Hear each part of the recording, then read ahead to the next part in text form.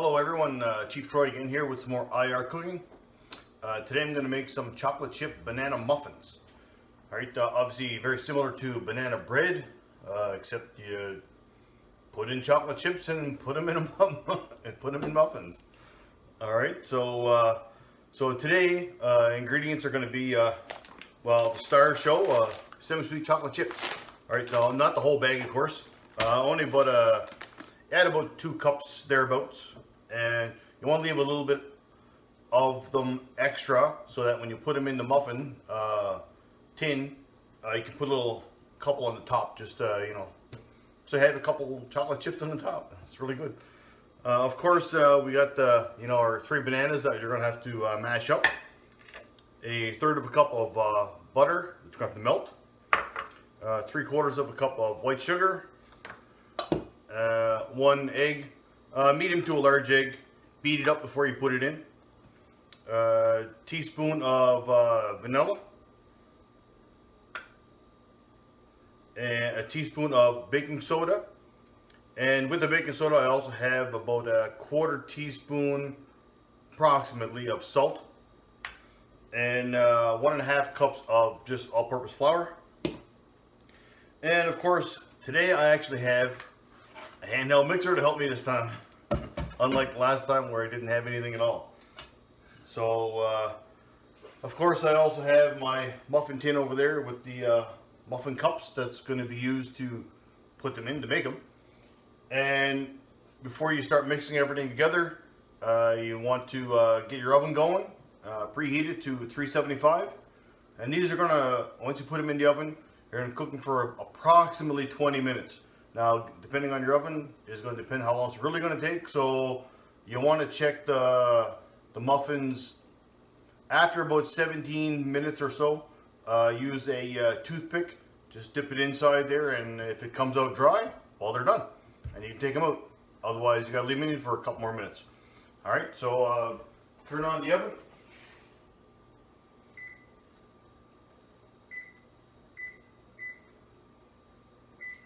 So we'll get the oven started, and we'll get started in mixing all of this stuff together in a few moments.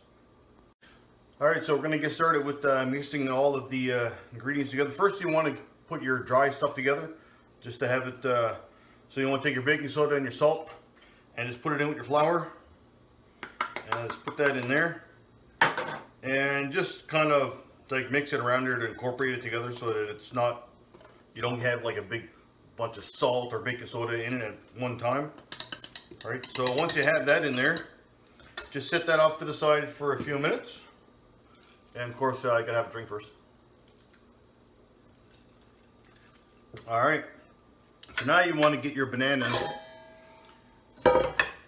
mashed up. So it shouldn't take very long to do all this stuff.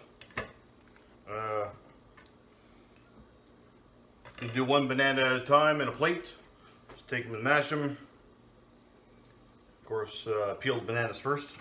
Now, I did not say, sorry, earlier, to use ripe bananas. Yeah, definitely want to use ripe bananas. You don't want to use something that's too fresh, because if you use them as too fresh, the starch in them is just not very good, and you're not going to get that sweet taste out of them anyway. So it's, yeah, you won't really like it. So once you have them all mashed together, of course it takes a few minutes, so bear with me. I didn't prepare this stuff ahead of time, so.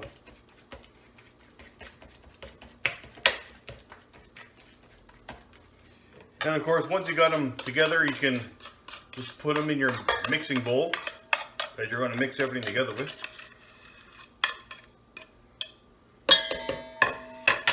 There's 1 banana done. And of course, this one wants to be a little stubborn. It's alright. We'll peel them off. There's number 2 banana that we're going to do. And I'll just do number 3 at the same time. That way, it's a little quicker. So, just peel the banana. Now, if you don't have ripe bananas, There is a little trick that you can do to make them ripe a little quicker. And all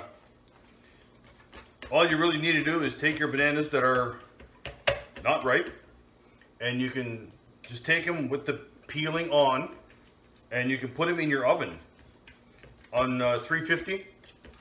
You can do that for a few minutes, and it'll actually advance the ripening of your banana.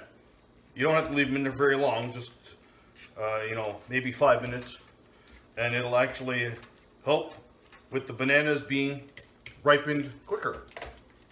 It's a little trick I learned a little bit ago.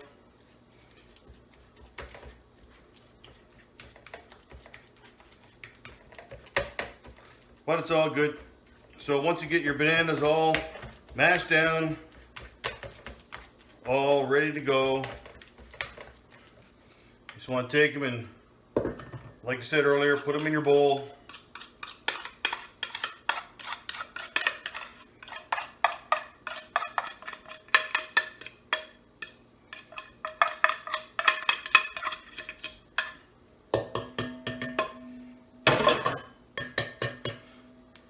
All right.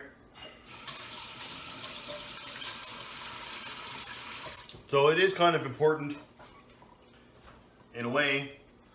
Every few minutes, if your hands get dirty, just wash or wipe them off and clean them. That way you can actually manipulate all of these things. So next thing you want to mix with your bananas, you take your 3/4 of a cup of sugar and put that in there. All right. So after that, you can take your vanilla and put your teaspoon of vanilla in there with it.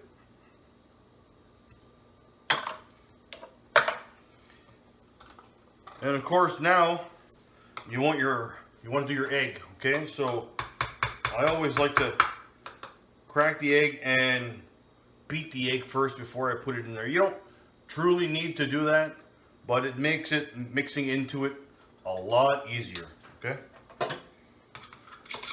So beat the egg a bit.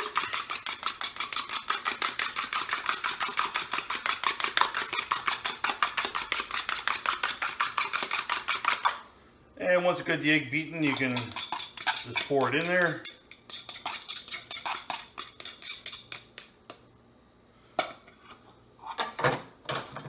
Alright, so now you want to take your mixer, it's going to be a little loud, and you just want to start incorporating all this together.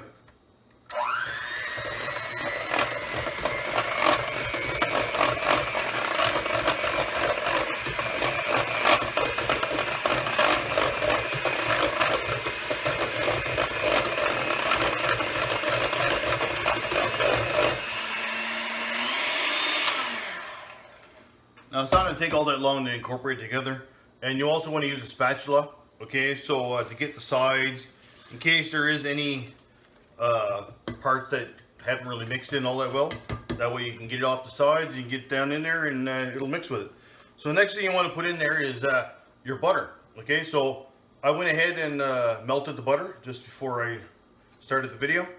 So now you take your 1/3 of a cup of butter, and you don't want to put the butter into your mixture when it's really hot, okay? So you want to make sure it's cooled down, at least room temperature, so that you don't cook the egg before you actually bake it. All right, so just take it in there, pour it in there. Take your time pouring it in there. You don't have to go like crazy. All right, so once it's all in there, and you can use your spatula at this point because the mixture is like a real running consistency, so you don't have to worry too much about it not mixing all that well. So you can use a spatula.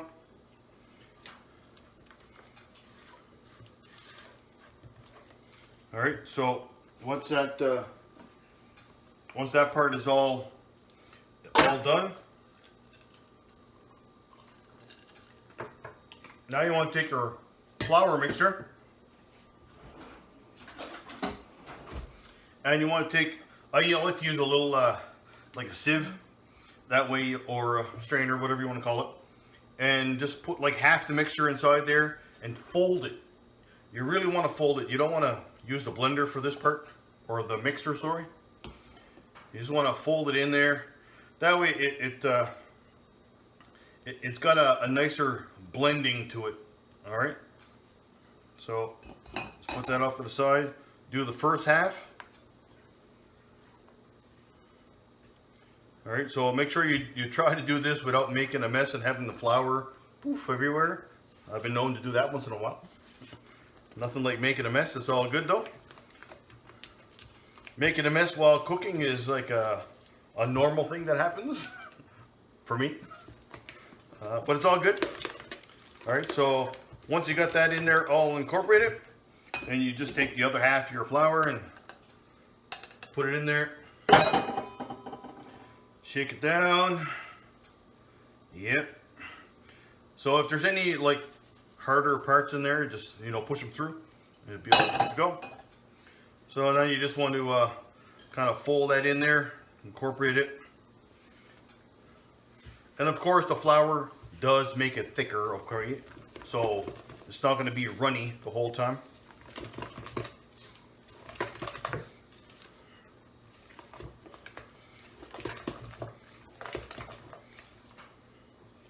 So now that you have it all mixed in there and is nice and good and runny, now you want to put in your chocolate chips, okay?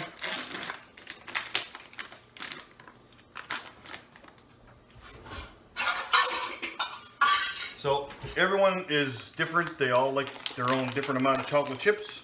However, for the most part, if those that know me know how I like to cook some things, I like a lot of chocolate chips. So there's 1 cup. So what you want to do really is you just incorporate that 1 cup of chocolate chips first, just to see if it's too much for you or just enough, or maybe it's not enough and maybe you want to add more. All right, so this way you can see it when it's all mixed and you can say, okay, that's good enough, I don't need to put any more inside there. All right, so in this case it's not too bad. However, I will put a little more. So I got about a cup and a quarter inside here, okay? So that's not too bad. You're guaranteed to get chocolate chips in each muffin for sure. All right, so now that you have that all mixed up, you want to get ready for putting it in your muffin tins, all right?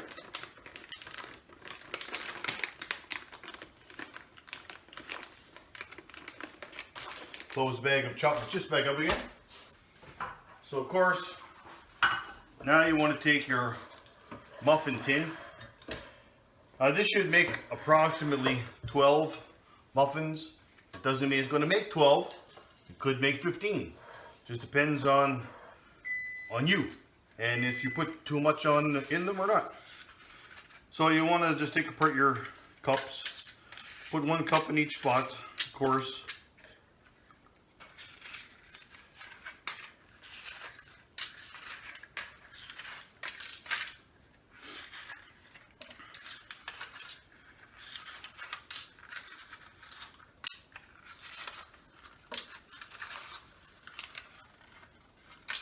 And for the sake of what it is for this time, I'm going to put 16 cups inside there. Because I don't think I'll be making 16. I'm pretty sure it'll only make about 12. But you want to put enough inside there that it's going to be about maybe an 1/8 of an inch or so, a couple millimeters, just below the lip of your muffin cup. That way it's you don't have it over full, but you don't have it under full either. All right, so now you just take them and start filling up your muffins.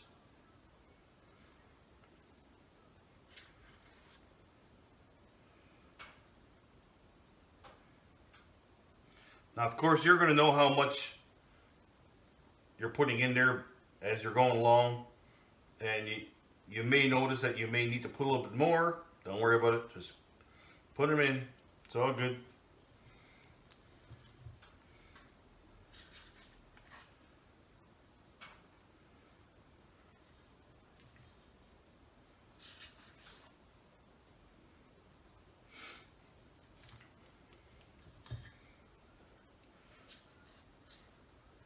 Now, alternatively, you could use other. You don't have to use chocolate chips if you don't want. You could actually use like some kind of nut if you wanted to. That way you could just pecans or something like that if you really wanted to put different things in there. But that's all up to your own choice and perspective, I guess. I don't like. I'm not gonna say I don't like it, but I prefer not to have nuts inside a muffin like this.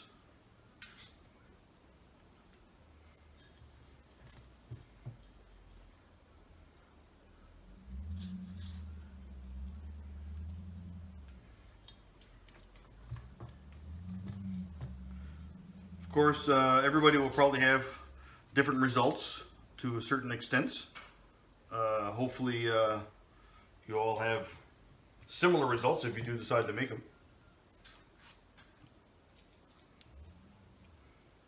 They are a really good treat to have. Of course, for those health conscious folks out there, I mean, if you really wanted to make them really healthy, you can just use, you can still make them, but you just cut down on the amount of sugar. You cut down on maybe you don't put chocolate chips. Maybe you put something else that's what you consider healthier for you.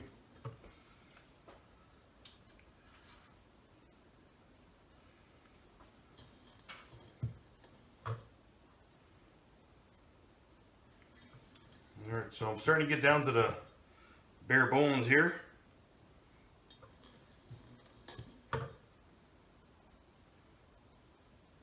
And of course, everyone in here, because I'm not using one of those magical dispensers that can measure the exact amounts, they all have different amounts in here, okay? So, but of course, that doesn't really matter. It's not going to take away from how good they're going to be. All right, so if you notice, okay, so I didn't eat 2 of them, so I only got 14 inside of there, which is fine. You don't really need to worry about making sure that they're all like exact or whatever. So just so long as you try to have them close to the same amount. All right, and that way they'll all cook relatively evenly. All right. Now, like I said earlier, you don't have to have them to the top. You can have them just, you know, down a little bit. So after you're done that, obviously, if you're like me and you use your finger a little bit to help take the batter off the spatula, of course, you're gonna have to rinse your hands off and wipe your hands and whatnot. So it's important to do that quite often. So once you have them on there and you're done, and of course the oven is at 375 now, so it's ready to go. So like I said, stick them in, and you can see them on there. All right, 14 of them. So just take them, put them in on the middle rack of your oven, and let them cook for approximately, like I said, approximately 20 minutes. All right, so I'll be back in about 20 minutes or so, and we'll take them out and check on them and see if they're good, or see if they're done at least. All right, we'll be back. All right, so the timer just went off. It went off at 20 minutes. However, I did check them and they needed to be a few more minutes longer, so I put them in for about another 3 minutes. So a grand total about 23 minutes or so. So they're done now. I'll take them out.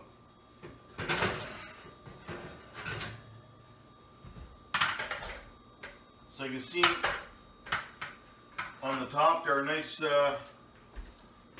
nice golden brown. Okay, That's what you're looking for, really. However, the best part about checking them is just using that toothpick. All right. So when you dip into them, just make sure it comes out dry. Of course, if you dip into a chocolate chip, it may not come out dry. It may look like it's wet. However, look to make sure that if you dip into it, you try to go where there's just batter as opposed to the chocolate chip, because obviously a chocolate chip is going to be a little bit wet. So you want to get the batter where it's dry. All right. So that's chocolate chip banana muffins. All right. They look fabulous. They smell great. And I'm pretty sure they're going to be pretty tasty. All right. Cheers and enjoy.